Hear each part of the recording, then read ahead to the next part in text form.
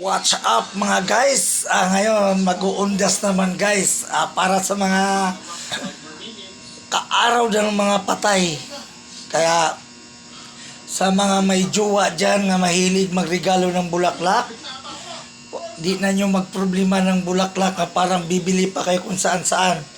Pumunta lang kayo sa sementeryo, kumuha na lang kayo ng bulaklak, mamimili na lang kayo doon para ibigay nyo sa jowa nyo. Gusto nyo yung nakaginit pa kasi maraming mga nag-aalay ng bulaklak doon guys. Tapos may mga tsukulit pa, kunin na rin nyo guys, ibigay din nyo sa jowa nyo. Dahil yung patay nga pinag-alayan nila, hindi na rin tatanggap noon at saka ganun din sa bulaklak. Kaya kunin nyo, ibigay nyo sa jowa nyo kasi yung jowa nyo, kahit pinagraragaluhan nyo, kahit sabi mo galing sa patay, tatanggap yun guys. Tapos yung chocolate nila, ganun din guys. Bibigay mo sa jowa mo, tatanggap yun guys. Pero wag ka. Kasi pag nagbibigay ka ng bulaklak sa jowa mo, chocolate mo, naging proud na proud sila sa'yo.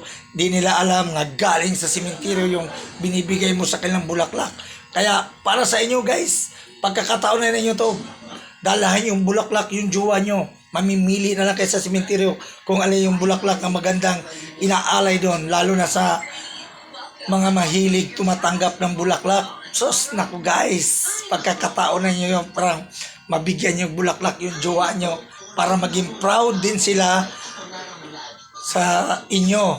Kasi guys, ginagawa ko dati yan guys. Pag nagmimit kami ng jowa ko, di na ako bibili ng bulaklak. Pumupunta lang ako sa sementeryo kung saan yung sementeryo nga malapit-lapit sa tinitirhan ko. Kaya pupunta ako ron, mamimili ako kung saan yung mga bulaklak nga yung presko pa.